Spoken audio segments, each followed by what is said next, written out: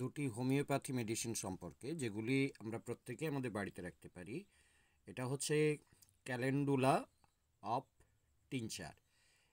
যে কোনো জায়গা কেটে গেলে, রক্তপাত হলে এটি কিন্তু ভীষণভাবে কাজ করে। আপনারা সকলেই বাড়িতে রাখতে পারেন।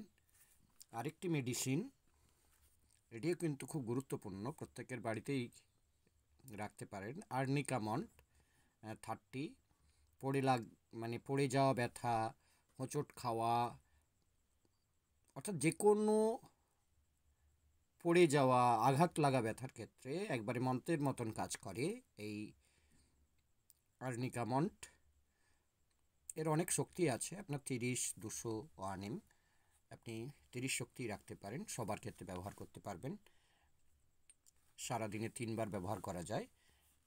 আবার SBL কোম্পানি এই আর্নিকার উপরেই আর্নিকা স্প্রে, এই পেন রিলিভার, এটাও বাজারে পাওয়া যায়। এটাও আপনারা এই স্প্রে দিতে পারেন যেখানে আপনার ব্যথা লেগেছে, সেখানে খুব ভালো কাজ করে।